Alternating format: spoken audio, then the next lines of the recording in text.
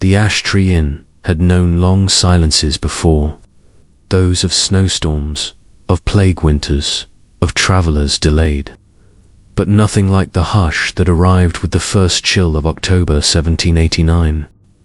It was a quiet too full, a stillness so complete it made the flames in the hearth seem too loud, the tick of the grandfather clock too slow. Jonas Deering, the innkeeper, thought little of it at first.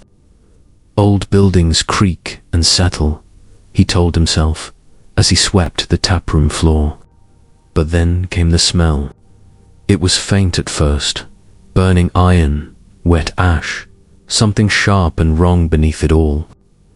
Mara, his wife, waved it off as mildew, but Jonas found it clung to his clothes like smoke, even when there'd been no fire.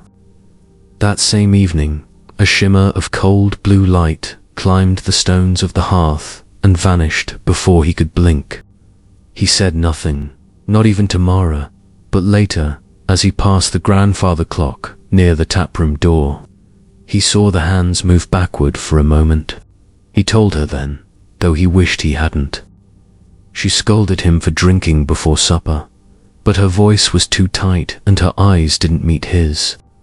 They said nothing more of it, though neither of them slept well that night, with Mara dismissing it as damp. One night, as he passes the grandfather clock near the taproom door, he sees the hands move backward for a moment. He tells Mara, who scolds him for drinking before supper, but her voice is tight. They say nothing more of it, though neither sleeps well. The wind changed direction in week 2, carrying a low vibration that set teeth on edge and caused the shutters to rattle though no breeze stirred. Then, as dusk bruised the horizon, 3 strangers arrived. The first was a tall man in a long, mud-streaked coat sewn with too many brass buttons. He moved slowly through the taproom, pausing before the hearth, as though examining an invisible blueprint. He muttered to himself in a clipped tongue that wasn't quite English, his gaze fixed on the blue-tinged stones as he whispered about fire turned cold.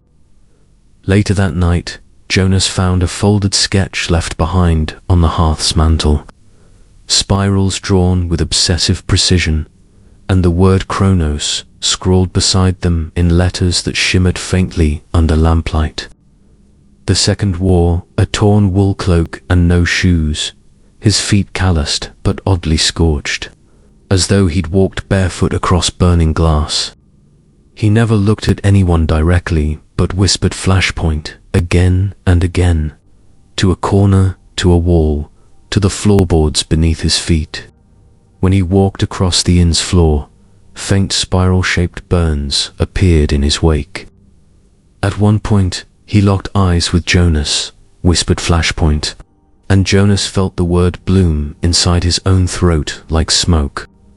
The third was a woman with wide, glassy eyes who answered to no name. When asked her business, she only said, "I listen."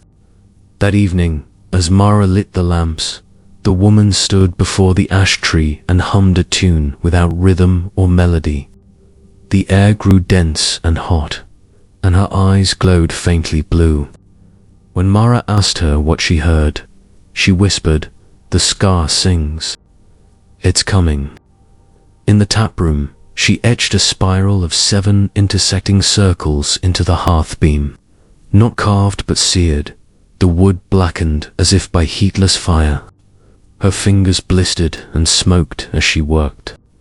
The next morning, she was found kneeling in the heather a mile off, silent and wide-eyed, clutching a glowing shard of glass like the one Matthew would later find. They vanished by morning, leaving behind coins to light, stamped with the year 1957. The ash tree encroached at the frayed edge of Blackmere Heath, a desolate moorland where the wind carried a low, unending moan. 2 miles from the nearest parish bell, the inn seemed to lean into the heath's secrets, its timber frame sagging like an old man burdened by too many winters. Built in 1712, It had been gutted by fire twice, once in 1739, again in 1762, rebuilt each time with stubborn defiance, though no one could say. Behind it loomed the ash tree that gave thee in its name, a gnarled, leafless giant, black as charcoal, its roots clawing into the earth like a hand grasping for something lost. Even in spring, it bore no green. Locals swore it hadn't bloomed in a century. To the people of Blackmere, the inn was unremarkable, a haven for travellers with tired horses, a taproom of sour ale and half-hearted fiddlers, a place where bad poetry was suffered more than savoured. It was a waypoint, nothing more, until October 1789, when the air shifted and the inn began to unravel, not with a crash or a scream, but with a stillness that pressed too hard against the heart. The horror was no longer in the unknown. It was in the recognition. On week 3, the villagers who had scoffed at the first rumours, but after the strangers, something shifted. Now Blackmere began to whisper back. The drover, Tom Hale, slammed his tankard down, swearing he saw a woman's face in the ale, half melted, smiling though the taproom was empty. Mara swept the floor, her broom pausing as she felt the hearthstones hum. That evening, the vicar, Thomas Wren, arrived with a bell and a book of exorcisms. He stood before the inn, ringing the bell to summon divine protection. On the third toll, it shattered, not cracked, but collapsed inward, its iron twisting like wax. Something pulled the sound inside itself, Wren whispered. He later preached about a godless wound in the heath, his congregation thinning with each sermon. Decades later, surveyors unearthed a twisted relic, a bell coiled into a spiral near the inn-scorched plaque. In week 4, Eliza, a child from the village, was sent to sweep the porch. She froze, eyes wide, claiming the ash tree had hummed words into her mind. Not yet. Her mother burned her clothes and forbade her from returning. That night, Matthew, the 13-year-old kitchen boy, was sent to the cellar for a cask of cider and never came back. Mara and the cook searched for him for hours, lanterns swinging wildly, shadows shifting too slowly. They found him at last, curled behind the woodpile outside, as if he'd clawed his way out. His fingernails were torn and bloody. A perfect, circular burn pulsed cold on his back. He muttered one word, over and over, his voice cracked. Flashpoint. The village apothecary, Agnes, examined him. The wound didn't look like fire or lightning. It was as though it had been etched from within. He clutched a shard of glass, like the one the listening woman had held. Curved, smooth, glowing blue. When held near flame, it vibrated. Agnes buried it in a salt circle. She whispered to Mara, "Flashpoint isn't a word. It's a moment. A break in time." Matthew was sent away, but never spoke again, except that one word. By week 5, the dread that had long hovered over the inn finally broke like a fever. The air turned sharp, metallic, and the wind stopped altogether, as if the moor itself were holding its breath. That night, a merchant staying at the inn awoke, screaming. He claimed the floor beside his bed had begun to ripple, the boards forming a spiral that glowed faintly blue. Within it, he saw a face, his own, aged and stretched, mouth frozen in a silent scream. He fled barefoot into the moor. His horse was found the next morning, its mane scorched, its eyes wide with terror. Jonas sat alone in the tap room and wrote in the ledger, "The clock runs wrong. My name's in the wind." By the spring of 1791, the Ash Tree Inn was abandoned. Jonas had disappeared one night, leaving only his coat, torn and scorched, hanging on the ash tree's lowest branch. Mara left for her sisters in a neighboring village, refusing to speak of her time at the inn. The taproom's hearth was boarded up, the windows nailed shut, and the door chained. Locals avoided Blackmere Heath, claiming the wind there now carried a metallic hum like a blade being whetted. The inn stood empty, but it was not silent. Travellers passing by at dusk reported faint lights flickering behind the boarded windows, blue, sharp, gone in an instant. Some heard laughter, played backward, or sobs that seemed to come from beneath the earth. Others swore they saw figures moving near the ash tree, figures that glowed faintly, like embers, then vanished. In 1954, Blackmere Heath vanished from public maps.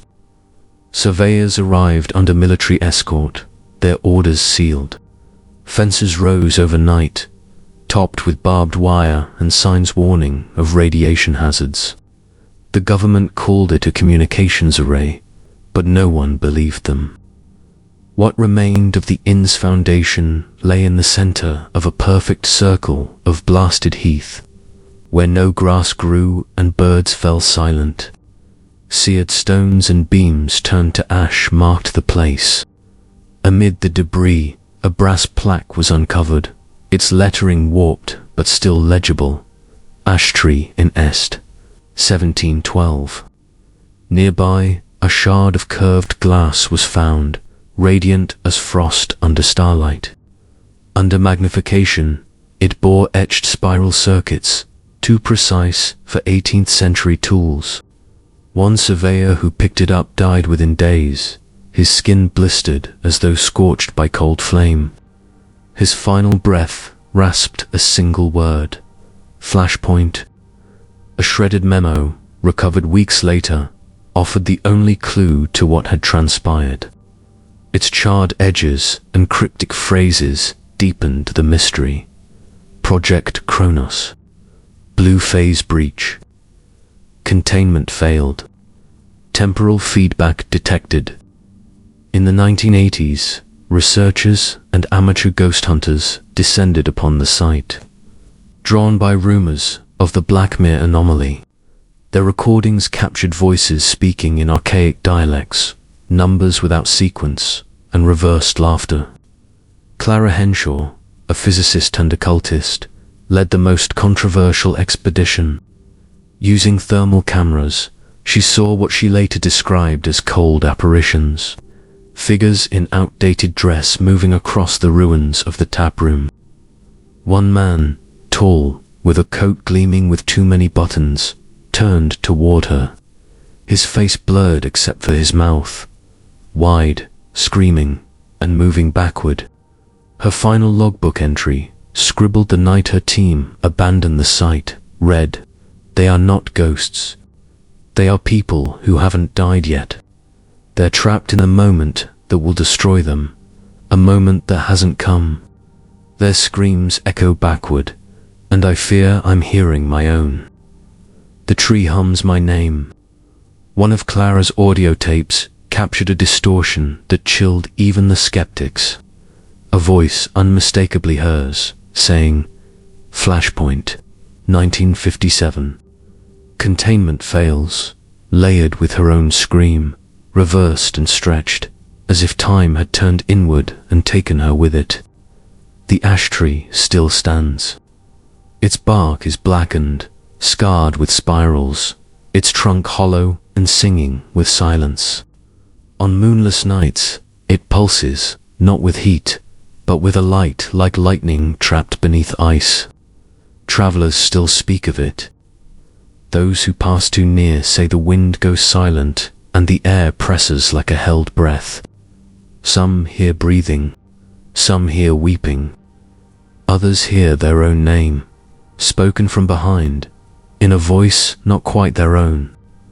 A few speak of one word, whispered in the hush: flashpoint. If you hear it, don't answer. Time is not a line. It loops. It burns. it breaks. And sometimes it reaches backward to warn us, far too late, of a moment brighter than the sun.